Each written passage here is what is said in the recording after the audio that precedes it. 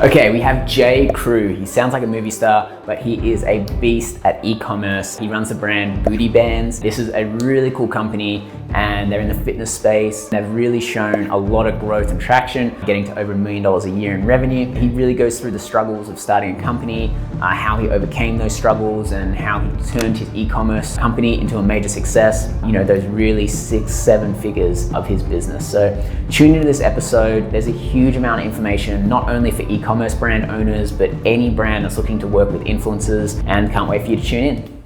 Jay, so nice to have you here. Awesome. Thanks for having me. Excited to add a lot of value to everybody who's watching and listening. Awesome. And to get started, you have a pretty impressive background. So where did it all start? Like, how did you get into, e-com? How did you get into helping brands, scaling companies? Where did all of your career sort of start? And then how did it end up where it is now? Yeah, I'll start it and then try to be as fast as possible, because whenever I go to seminars or hear people talk about their stories, you listen to their story for half the time and it's great, it's inspirational, but I find to be to much better to get through that and get to the good stuff. So I'll try to talk about it as kind of as fast as I can. But started in college in 2004, and a buddy of mine, we had this drive to really get rich and to make a bunch of money and stuff like that. This is almost like when the internet was before you can actually generate leads and sales online. And our idea of being wealthy or getting rich was not $100,000 in college debt. So we figured out how to make a site, and we ended up doing all that and generating leads and paying for all of our college debt when we got out of college. But then we had almost no money. We were like, okay, we figured that part out, how to get out of college debt, but let's actually make this sustainable. So since then, since 2005, I've been either doing service market solutions as that's what we first started out doing, agency. We had a software, SaaS for a little while, and then big into affiliate marketing, and then wanted to eventually say, okay, I want to create my own brand. I want to grow this. I want to stop selling for other people. I want to grow something that has enterprise value, build it, sell it someday, and impact lives more, really be more directly connected with the customers and community. And so that journey has been, from then till now, and failed a lot and learned a lot. And hopefully I can help anybody listening to this fail quick and fail often, but get it over with and get to success. Yeah, so many good nuggets in there, actually. A few things I want to dive into is, what has been, so you've mentioned a lot of those things you've done. What has been the most successful so far? And why do you think you were successful at that compared to some of the other stuff that you might have been less successful in? Well, I guess if you would define success as most rewarding for me and what I'm most passionate about, I'd say what building brands and e-commerce brands I'm more passionate about. Affiliate marketing, I made about as much money, but a lot less work, but it wasn't rewarding for me. And as a cash flow business, and I wasn't able to sell the business or really build a strong team, create myself as a real good CEO or a leader, build other leaders. And so that was, I got burnt out quicker doing that with less work because I wasn't being fulfilled. It wasn't rewarding for me than I was with e-com, working longer and harder, but it's much more fun. I don't feel like I have a job. So I think like this is more so building e-commerce brands and acquiring a couple so far has been the most successful, what I would say most successful. Nice. Well, it's interesting because a lot of creators or people will get the opportunity to choose between, do I just sell to my current audience with affiliate deals or work with partners, or do I start and build my own product? What's your advice in this situation when like creators or even just entrepreneurs get to this split in the road? Like they maybe have an audience and now they're getting to the point of, I need to monetize this to make this an actual business. What is the pros and cons for each, and which one do you kind of lean towards suggesting to, people in your courses or people you mentor, that sort of stuff? Yeah, it's definitely broad. That answer is definitely not specific to everybody, right? It's not a universal answer, but I mean, it's really like, what do you want?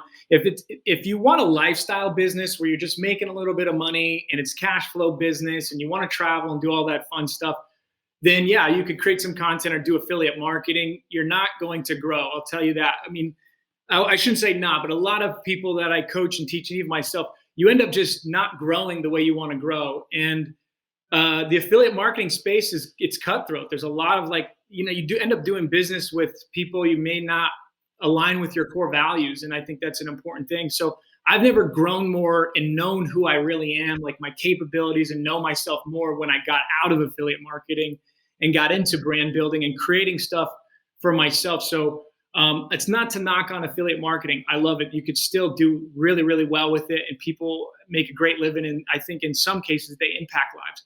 But I think if you're trying to ask yourself that question is if you want to kind of create that lifestyle business, a cash flow business, money coming in, and things like that, and that's more of an interest to you, that's great. You can do that. I think what you end up not doing really is understanding a customer relationship value propositions and connections. And if you wanted to grow with that and keep going with that, the one piece of advice I could give just from affiliate marketing standpoint that nobody else is really doing in affiliate marketing because they just think of it as a cash flow business is how can you connect with your customers even as an affiliate? They're essentially not your customers because you're selling for somebody else, but you can actually connect them with them in a different way even before you make that sell, right? So, we can go over a couple of strategies on how to do that. But just to answer your question on kind of the high level is see if you could connect more as an affiliate with that customer, knowing them, even building a community, which we could talk about, how to build a community the right way, pros and cons. And then for the audience and connecting with content writers is the direction that everybody needs to go in. Everybody needs to go in if you're creating content and you want to monetize that is what I would say is really, really know who your customer is. I've probably heard that a lot of times. And then from there, writing a strong value propositions, testing those value propositions and seeing what those are to create that customer. And what I mean by knowing your customer is, have you ever got on the phone? Some people probably have done this, got on the phone with every customer, literally called them, people who are abandoned carts, people who've bought, welcome calls, thanking them to come, who are part of, your brand or your audience.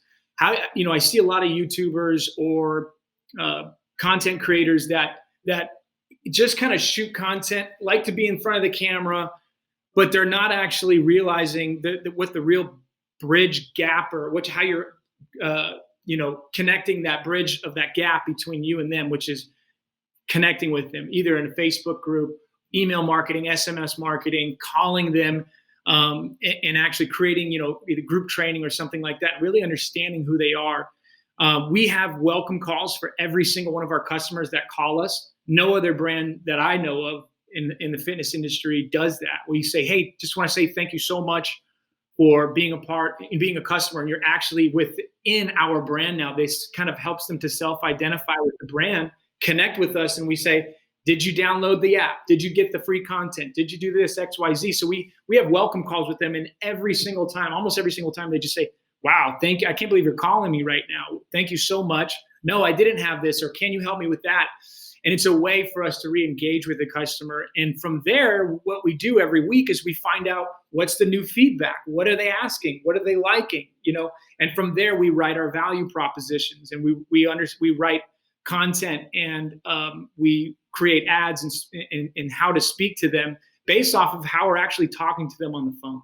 So connecting with your audience in a very connected, like two-way conversation. We have two-way conversations with them in Facebook groups, Facebook Messenger chats, phone calls, and that creates a customer for life. They're never going to leave, right? They feel like they're connected. You're more than just a product or a business, and that's where I feel the reward is, that we're trying to create something that's going to impact lives because we're hearing what they need, and then we create a product or solution based off of those needs and kind of go from there. Yeah, it's super interesting because it is a massive point of differentiation that you can have over all your competitors if you do this sort of thing. I haven't really heard too many cases where they're at your sort of level of like commitment in talking to the customer. Usually it's kind of like built into an email drip or something. And it's kind of like a few steps before they get to that. But yeah, calling every single customer is insane. And I could only imagine how valuable customers are finding that. In terms of when you used to do this, before you were doing this and then after you were doing this, what changed in your business when you started doing this? Yeah, well, I mean, our CLTV, our customer lifetime value went up. That it's hard to attribute just that being the one thing, but here's the biggest thing, and is that we were able to expand our product line, increase our average order values, and really serve a customer what they actually wanted. So when we're talking to them in the Facebook group, or we have specific chats that we go in with all of our coaches and moderators and motivators, put customers in buckets and chats or on Facebook groups based off their personal fitness goals. So we really want to tailor to helping them reach a lasting transformation. Or when we're calling them and things like that, we end up finding like what it is that they like about what we're doing, but what they'd actually like a little bit more of. And so we went from just for booty bands and bootybands.com, we were just booty bands. We're the first ones to kind of do it. And we own that IP, we own that trademark and a bunch of patents. And then all these competitors started coming out and copying us, literally our name, our colors, everything. And I wasn't even mad. I think it's Rockefeller or somebody says that competition's a sin. I think it's a great thing for you to expand your business. That allowed us to go, how can we be better? And so one of the ways was we actually connected with our customers, because a lot of these copycats were just Amazon sellers and they just sold product. We didn't want to just do that. So when we heard from them, they said, I like your bands, I like this, but I want that. And so since then, with Booty Bands' e-commerce direct-to-consumer brand, physical products brand, that went from just booty bands to now barbells and dumbbells. We have protein powder, consumable lines, app, a bunch of different products, digital coaching and things like that, that we wanted to do all of those things, but we did them in a good time and we did it with a way in which when we launched those products, we knew how to speak to them. We knew what to say to them that would get them interested or get them excited, and what the dimensions of things needed to be, the size, and how to deliver that to them. And then really an important thing, especially for content creators, is when you're creating a product, what content can you create around that? So when we created physical products, what type of workout contents could go with that? What type of PDFs or audios or anything, that we can create around content around the product. And we wouldn't have known that. We wouldn't have known what type of content to create around expanding our product line without talking to the customer. So before to answer your question, a long version is, before that, we were essentially just kind of selling a product and really learning kind of how to talk to them. And then when we connected with them more, it was the push to expand our product line, increase CLTV, AOV, and just create a real raving, massive community. And for those of you that are getting lost in all the acronyms, LTV is lifetime value, AOV is average order value. And I think undeniably, your big competitive advantage has been talking to your customers and really understanding what they want, what they need.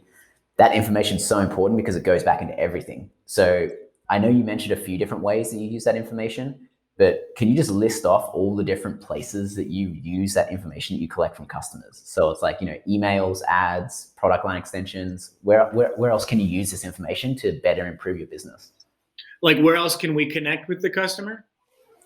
Or like, from the information you collect from those customer calls, like what other areas of your business do you use that information in to make it better? So for example, I'm sure you use that information to improve your emails, improve your ad copy, improve your product line, add new products, that sort of stuff. Where else do you use that information in your business to, I suppose, deliver a better product and service?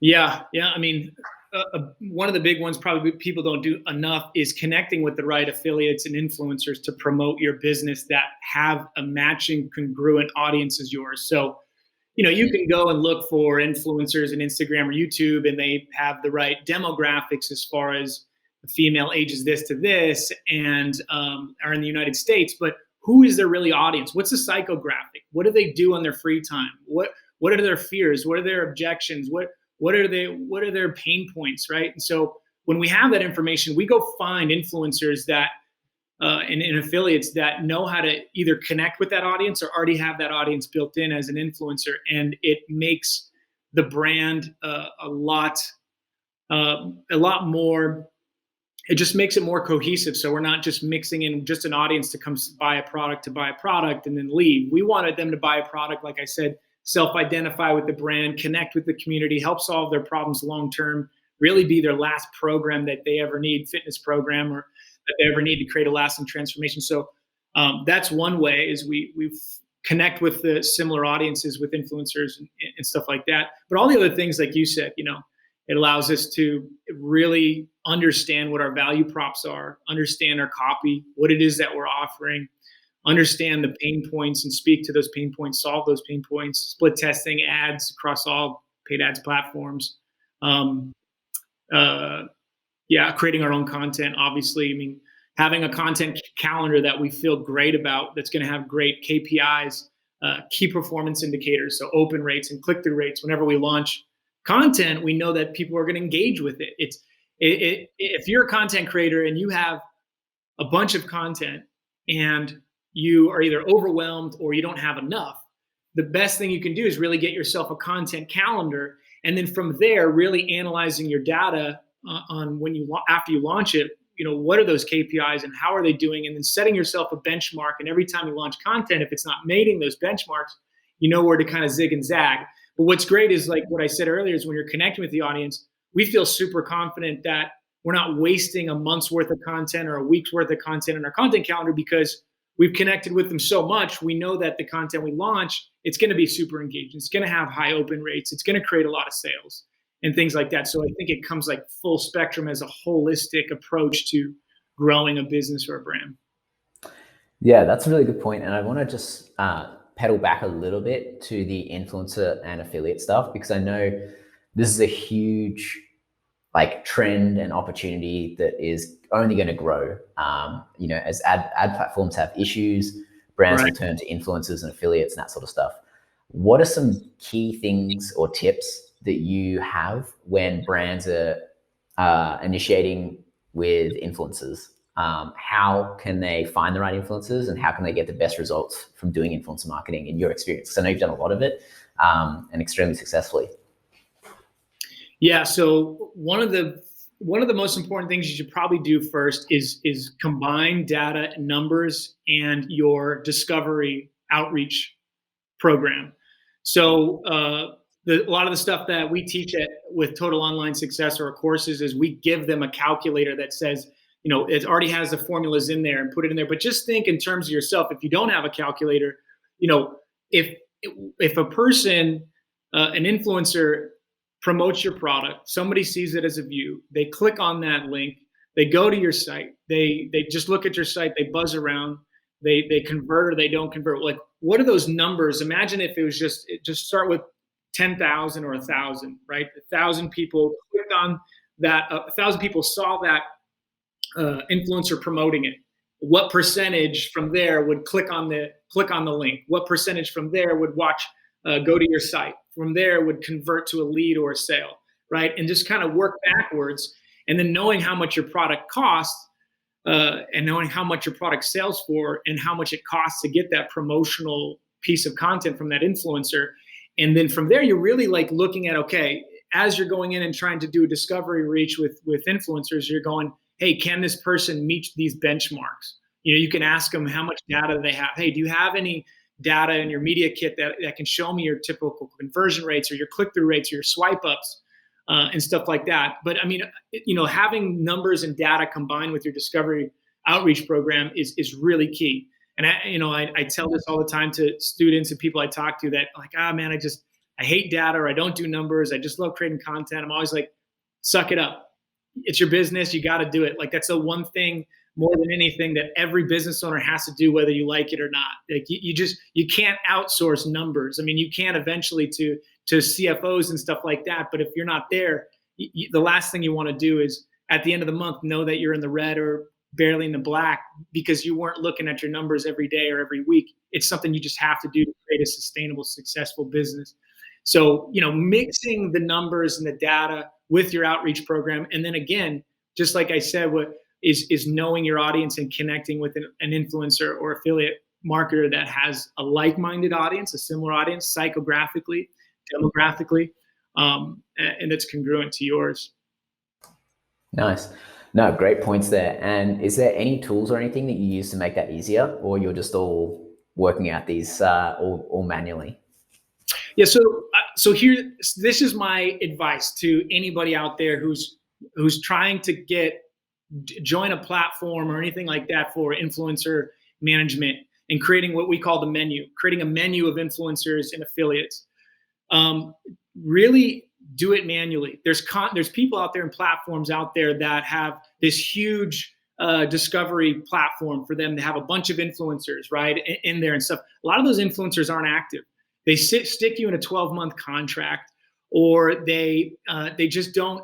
You're not going to do any better having that than you would outreach. And plus, there's like some better connection that we've found just actually reaching out to them ourselves and having a message directly to them, right? And so the subject headline is, you don't want to say make money because that might not get delivered to an email or anything like that, but earn, and then dollar sign, or earn money, promoting content, promoting a product that matches your content, that's going to increase your subscriber growth rate and make you money. That's what they want. They don't want to just make money. They want to increase their subscriber growth rate. Most of them probably don't know what that is, but that's a great way for you to educate them and build a relationship with them long term. So don't do the manual stuff. In my experience of years of doing it, it's the best way to do it. And plus, the problem with the one thing I really don't like about influencers, in particular affiliates too, is they overvalue their traffic. So a lot of them think they're worth more than they are, and a lot of them are either new. This influencer, space has blown up so much and is somewhat new, and so a lot of them either go get an agency, so the agent and the agency will overvalue their traffic as well because they need to get paid. Fair enough, business is business, but it doesn't do them any service because they're actually not. They're a business or a product like ours won't come back to them. I think it's an average of 1.5 months an influencer has a brand or a product that they promote, because the brand's not making any money on the back end. Yes, there's some awareness driver brands that out there that aren't really that concerned about bottom top line revenue, and they're just more concerned about the awareness. But really, like, they just overvalue their traffic a lot. And so that kind of bothers me that they just are putting themselves at a disservice from a business standpoint, getting in it and not promoting products and brands that match their audience. But I would just do manual searches. And if you don't have time to do it, I mean, I think it's just well worth your time and valuable to do if you don't have a team to already do that. And it's really important, especially with the iOS and Facebook battle at the time of recording this. Yeah, yeah, of course. But yeah, I do agree with you. Like, you really want long-term affiliates and influencers to work with. Like, the short-term stuff is just a headache, and it's just so much work for so little return. You really want to make long-lasting relationships. I agree. And I suppose, circling back on that point about overvaluating your traffic, do you use your calculators and all that sort of stuff to kind of set more realistic expectations? Be like, well, this is, your metrics.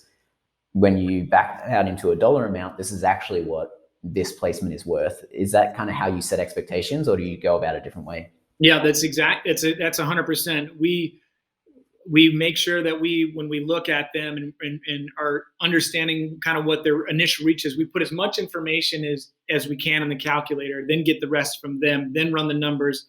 And when we always have them give their prices first, right? And then after that, it's really running the numbers and seeing if it really matches out from your price and your AOV and your product and what you sell and stuff like that. And a lot of it, honestly, I would say I'd have to ask our influencer manager the percentage of this, but I think 90% of the time we come back with a much, much lower number because we don't work with agencies. We work directly one-on-one with influencers. The influencer will go, okay. They're like, okay, because I don't think they really understand. We explain to them like, hey, listen, this is actually your numbers that would convert, and we want to build a long-term relationship. Most influencers have to keep pumping products all the time. You don't have to keep searching for products to promote to make money. Let's look here at a long-term relationship. Here's the realistic number. We don't want to be upside down and negative, paying for you plus the product cost of the product for you to promote. And we won't be able to do that long-term. Here's the realistic number. And sometimes if the influencer is really great, we'll actually pay them weekly. because a lot of them, like especially if we have new product launches coming up or something we really want them to get, they're promoting other brands or something else, and getting content from influencers is tough. It's a fine dance, right? And to get them to promote for you more, sometimes we'll actually give them an upfront percentage. Like we'll say, hey, we'll pay you weekly this month, and we'll give you 50% upfront. We're taking the risk, but just so they get excited about promoting it, they do it on time, they get ready for a product launch or something like that. So those are kind of the strategies that we take when we're approaching. I assume you got all of this from your affiliate days, the incentivizing the Yeah, influencer. exactly. Yes. Yeah. No, that's super interesting. And then, you did mention that you do percentage of sales. Are you kind of doing flat rates, average monthly percentage of sales? What's usually your deal structure you find works best with influencers? Yeah, I mean, it's different for each person based off of their macro or micro numbers. So if they're macro influencer, micro influencer, how big they are. So we always go with our VIPs, our customers. So any customer that wants to, promote our product, which is great. Again, connecting with your customer, you'll get more of them to promote your product. Then you have your VIPs, people that have purchased 2 or 3 more times. You define what VIP means to you. Then we have our ambassadors, which are people that are essentially kind of like influencers and affiliates mixed together. Then you have direct influencers, then you have direct affiliates, and then we have athletes. So of all those things, each of those have their own tier. I mean, we pay 20% of a commission from our customers, VIP and ambassadors. And most of the time with influencers, it's around 20%. It just depends on, again, knowing the numbers with the calculator and knowing their audience and going, wow, I really want to sweeten this deal. This person has done a great job creating content. Their engagement rates are off the chain. Let's offer them a little bit more, incentivize them and stuff like that. So all the structures are really different based off of who that promoter is in their audience size. Yeah. No, it's really interesting. And then, I know you have a course and you teach people about building and scaling businesses. If for everybody who's listening right now who maybe has a small audience, they're just getting started, maybe they've got a TikTok account, Snapchat account, Facebook or Instagram account, and they're trying to think about, okay, how do I take this to the next level? What are kind of some starting points that they can do to at least get some ideas about some products to either develop or promote someone else's products? What are the first steps that people have to take between just using social media as a hobby to then making it kind of like more of a business? Yeah, that's a great question. This would absolutely go into knowing your numbers and your content first. So I would, there's a great book out there by Daryl Eves called YouTube Formula. And that applies really to all social media. I really like Daryl. He's like the king of YouTube, and he's consulted with us on a couple of things. So I always love pumping him up because he really knows what's up.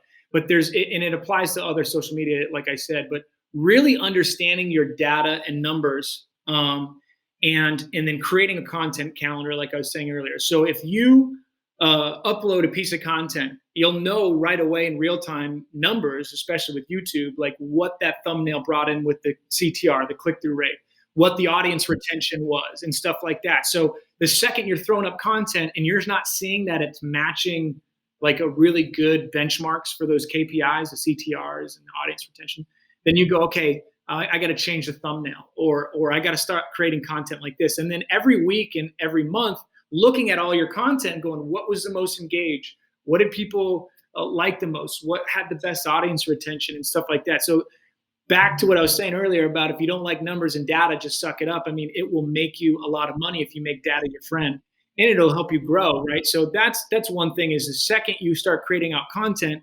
know what's happening with your content as you're pushing it out. And the other thing is creating a content calendar ahead. So we always say that the calendar is the boss.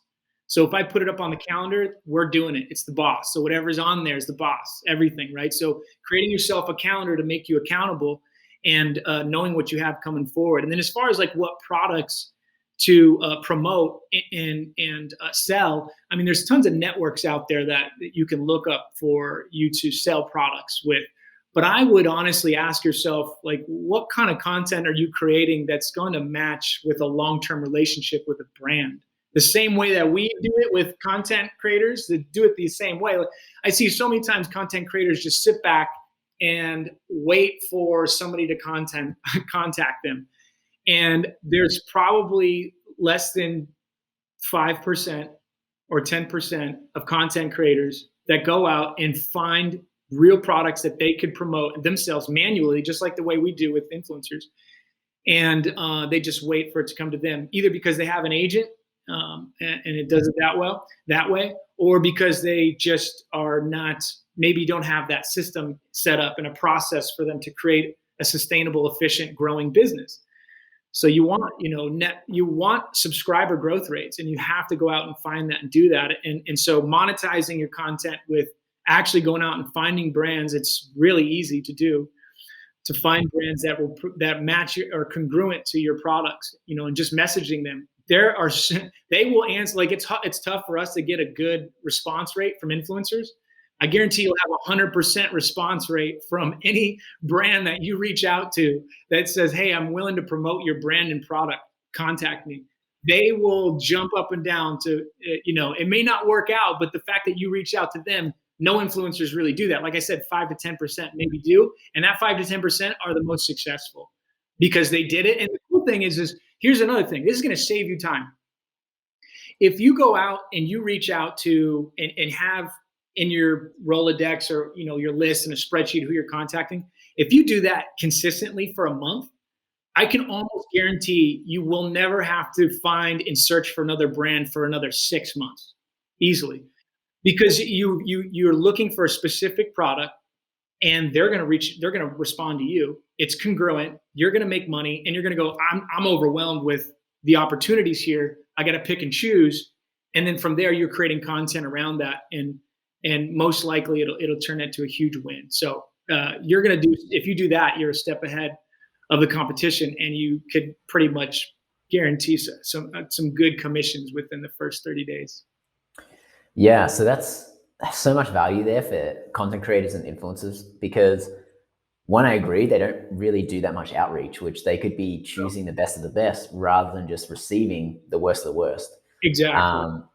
And so, yeah, you could definitely get ahead like that. In terms of when you're looking at your content and you're like, okay, this thumbnail or this video did really well, this post did really well.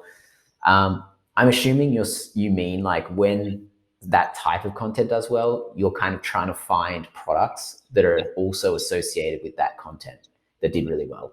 So for example, say, if you're a female, maybe you were posting about beauty tips, you were posting about makeup tips, you were posting about travel, posting about whatever. Is that what you kind of mean when you're like trying to look at your content, see what performs best, and then matching that best content to a product that you go and find? Yeah. I mean, it's knowing your numbers too. And it's going, what was the view count? What was the comments? What was all those engagement rates, and kind of understanding what that is. But exactly what you said. Yeah. And reaching out to brand owners that would match that type of content that you can create. Yeah. Okay. Got it. So that's super interesting. I'm surprised like agents don't do outreach for the people that they're managing. But I agree with you. I don't really want to, like, for all the brands we work with and all the different people we have using our software and everything, it always is 100% better when it's the brand working directly with the influencer versus having an agent who's just taking out, some of the middle, like the middleman pretty much, not really adding that much value, or at the moment, not really adding that much value. Who knows where the industry is going to go and if it's going to improve. But yeah, I can definitely see much better relationships working between brand and influencer directly. Yeah, and just to be clear, all agencies do reach out that I know of. They do reach out on behalf of the promoter and the content writer. But again, they're overvaluing their traffic. Most agencies don't understand data. They don't really understand what this person can really create as far as click-through rates and promoting sales and how much sales that person gets. I can't tell you how many agencies I've asked to go, okay, hey, send me your numbers. And give them a list of things that I need, of KPIs, and they can't do it. So, if you have an agency right now and it's working for you, great. I'm not knocking that whatsoever. But in my personal experience, I've never seen an agency give me what it is that I needed. And it's really it deters any brand to really want to work with an influencer. I would much rather work directly with an influencer and help them grow and we grow together, um, than working with an agency, because they're going to cost more, and it's almost like I'm not really building a business with the person promoting my content. I'm just talking to an intermediary that probably doesn't care about my brand, my products, and my customer, and that's not the kind of business that I want to be in. Got it. Okay, so just to maybe do a quick recap. So what are the things, what are the most successful things that you did to grow Booty Bands? And then what were some of the biggest mistakes you made while you're growing Booty Bands? You know, here comes the wah music, wah wah wah, all the failures, man, massive failures, massive failures. Um, I guess I'll start with those. In the beginning, really poor cash flow management. We were making a lot of money and we had a huge team that we were outsourcing. And then slowly over the years, we brought almost all of them in house, which is great. Because so as we build other brands and stuff like that, we can use them for other stuff. And so it makes the expenses a lot better because we're not having 5 agencies for 5 different brands or whatever, right? So I think cash flow management, poor cash flow management in the beginning, be as lean as possible. Um, if I can give a piece of advice to our failures of cash flow management to somebody, it would be you don't need as much as you think. Everything is about product and audience, and focus on your conversions and not your ads. So what I mean by that is you don't have a Facebook ads problem. Okay, you don't have a traffic problem. You either have a product and an audience problem or a conversion rate problem. And what I mean by that is if you have a great product and you know your audience and you could target that audience, it's really not hard to target audiences on paid traffic. That's really easy. And you don't need to pay somebody to do that if you don't have the money to figure it out. But if you know your audience and you could target that audience and you have a great product, Facebook ads is not your solution. Your next thing you need to focus on is how you, once they get to your site, how you can convert them better. So you don't need to spend additional advertising dollars. Let's say you had an advertising budget of $5,000 a month. You can increase your sales 2, 3, 4, 5x your sales just focusing on how you can convert that site better without spending additional dollars. So it's CRO. Most people know what that is. If you don't, it's conversion rate optimization or revenue optimization, and focusing on how to get your site to convert better, which we can go into strategies about that. But I just wanted to say that from the mistakes is we didn't do enough of that CRO. We didn't do enough of conversion rate optimization. We were just spending things on coming from the affiliate world back before I started the brands. I was just like traffic, and there wasn't enough conversion rates and split testing and knowing what my value propositions were and speaking to my audience. And so the cash flow management part was just spending. And I eventually cut everything down to really, really super lean, made way more profits, made way more sales because I was focused on cash flow management and creating more sales out of what we already had without spending additional dollars. So that was one of the mistakes, was poor cash flow management. You're always gonna, I would say, you're always going to fail at creating leaders in hiring, and so that's a good failure. So I think 20% of my week is recruiting. I'm always recruiting and looking, even if I don't need the position. I'm always I'll see somebody that I want to talk to or ask them questions and how can I grow my business here. I mean, I think every bigger brand or business gets to that point, and most of the time it doesn't work out. Most of the time I will hire somebody, not most of the time, we'll hire somebody and they don't work out, and they're not a leader. I want to hire leaders in every position and role. I don't care how small the role is or big the role is. So I think a failure that was a good failure is fail fast as possible at hiring leaders. Find out the prototype of that person that needs to do that job well. Go look for them until you're blue in the face, and create leaders around you. You don't want to be the only one driving the bus. When you get off the bus, no one can drive it. You don't want to just be the only leader in that business. So I think that was one of the failures. Another one was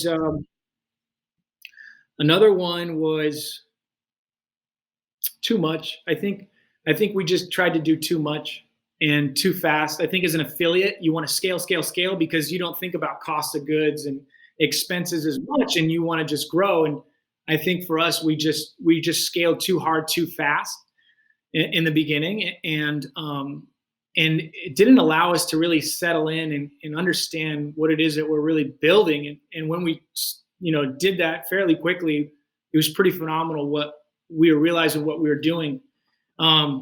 Take it slow, enjoy this journey. I work too much, so it's probably don't do as I say, not as I do. I just wish that I would have enjoyed it more. I took more time off, even if it's I'm not saying go spend money on a vacation. It's literally taking more breaks. It's doing what makes you whole. Spending more time doing the things you enjoy, even if it's just an extra hour a day. There's a great book called Power of Full Engagement by Jim Lear. It allows you to engage your energy more into the business when you step away from it. And rather than just going 10, 12, 15 hours a day hard, you can do a little bit less than that and more quality when you're in it. So I think those are the two failures there's plenty more, but I'll leave it there for now. Yeah, and just before we wrap up, you did touch on a very important point that I think we kind of missed is the, making the most of the traffic you already got. Because I do think most brands look to, hopefully have Facebook or Google or someone come along and be like the golden bullet or the silver bullet or whatever that's going to be the one thing that they need to do to make millions and millions of dollars. But you can have the best marketing in the world. If the product's no good or the traffic doesn't convert, then you're just going to waste a bunch of money. But what are kind of like three things that you would say make the biggest impact in terms of conversion rate optimization? Yeah. So the first thing, let's say you're lean. If you have a big, strong team and stuff like that, get a CRO team. I highly recommend ConvertCart or get an inside team to do it for you that is really experienced and hire that team. But starting off ConvertCart, if you're don't have the money and don't know who to hire or what to do it yourself or with somebody part-time. You can find VAs to help you out part-time to analyze the data and what to do, and simply use something free tool, which is Google Optimize, or a better tool, in my opinion, on just split testing is VWO. What I would do is I would go, let's say I don't know anything about CRO or how to create better conversion rates. Like, what do I do? First thing you do is if you're doing it on your own, you can do free split testing tools with Google Optimize and find out and make sure you have your Google Analytics account attached to your site. If you don't know how to do that, YouTube it. It's really, really simple. Start a free Google Analytics account, put that code on your site, and then from there, let data sit in a little bit. The worst thing you could do is just start split testing stuff and you don't know what you should be split testing. You're better off knowing what you should be split testing first. I mean, if you want to go for it, just run and just start a split test, go ahead. But let Google Analytics tell you, hey, this is where most of the people are coming to your site. This is your bounce rate. This is your conversion rate on these sites. This is your page value. And then they have great behavioral analytics tools out there like Hotjar and things like that tell you where people are clicking, where they're scrolling, where they're dropping off and stuff like that. So Hotjar is another one. That's a paid SaaS. But if you wanted to do it free, Google Analytics is free, Google Optimize is free, and split test from there. Headline, split test the first image on your page or word on your page. Goes back to value proposition. When you know your audience and your value prop, you put that on the hero of your homepage. And just split testing small things and start off small. Don't do anything too crazy. Get used to understanding what CRO is and split testing. And if you're doing it regularly and analyzing the data, it can be absolutely massively powerful overnight. I mean, overnight, this could be powerful. Not always, but definitely within the first 30 days, if you're doing it and putting time into it. Exit pops, getting something like Privy or an exit pop creator. If you have WordPress, there's 1,000 of them out there. Shopify, there's 1,000. ClickFunnels comes with its own, right? Having an exit pop when people leave, like the biggest thing is people going to your site and leaving. So what is that? 96, 97, 98% of people leaving, find out why they're leaving. Create a survey or an exit pop that says, hey, We want to just give you some free content, get their email list. Don't let them leave without getting something, and then give them a bunch of content automated that sends them content to get them to come back, engage with your brand, your business, your content, or buy from you. So that split testing that does really well on things like your exit intents or stuff like that. So I would say start off there. Those are kind of like the two directions that I could talk about CRO all day, but that's just high level. Let's scratch the surface. Yeah, and I think that's an important thing too. Just start really small, like literally just changing some headlines and changing some images. That's really going to do a huge amount. You don't have to go changing offers, pricing, doing different bundle packs, all that sort of stuff. Like, I think literally just changing the titles and the images will do most of the work for you if you're a beginner. You don't need to get complex with it. So yeah, totally agree. So Jay, really appreciate all your time, everything you've shared with us. Let us know where we can find you, projects you're working on, things that you're doing. This is your moment to sort of, let everybody know how they can connect with you more, how they can learn more about all your projects that you're working on.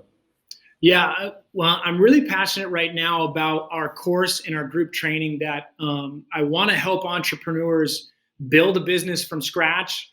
Or there's three things that we're really passionate in doing with totalonlinesuccess.com. And anybody that goes to totalonlinesuccess.com, you get 20% if you use the code JACK, J-A-C-K. And use the code JACK, you'll get 20% off of any of our courses or group training. And it's really three things. It's building a business from scratch. I don't know where to go, what to do. This is absolutely guided training for somebody to do. Or if you want to scale and sustain your business. So what I hate seeing more than anything is somebody made $1 million in a year and then they lost it the same year, or 100,000. I see it all the time. It's because they don't scale and sustain their business, scale slowly and do really smart strategies on how to scale and sustain it over time, month over month, year over year, so you can have an exit strategy and sell it someday, or just create the business and that you love. Not a business that, you work for your business. Your business works for you. You don't work for your business, right? So at totalonlinesuccess.com, there's 3 different programs there you can choose from, whether you want to scale and sustain. There's a drop shipping premium course in there too, or if you've never built a business before. So that's what we're really passionate about. And then the group training. Like, I love doing this, getting on calls, solving problems. Entrepreneurs are problem solvers. That's like all I do all day long is create solutions, right? And so I love doing it and seeing it with this person in that business in this industry. And a lot of the same principles apply. So it's really rewarding for me to get in people into a group and seeing them help teach each other. And I learn so much. And it's a way for me and us to connect in such a digital space, especially during this crazy time that we're living on this planet right now. But it's a way for us to connect. And I really, really enjoy that. I really am dedicated to help entrepreneurs make the right decisions and help them grow their business in the right way. So totalonlinesuccess.com, use the code JACK for 20% off of any of those courses. And if you're interested in group training, you can contact us there too. Awesome. And I'll chuck all those links in the show notes and everything, so you guys can find that really easily. But yeah, Jay, really appreciate everything you've shared. So much value on working with influencers, creating content, understanding customers, conversion rate optimization. There's just so much in here. And if people just apply 10% of this, I'm sure they'll make a big difference in their business. So really appreciate all the time you put into this and all the knowledge that you're sharing. Thanks for having me. Appreciate it. Hey guys, we put a bunch of effort into making great content for this YouTube channel. So please hit subscribe, leave us a comment, hit like, and tell a few friends about it.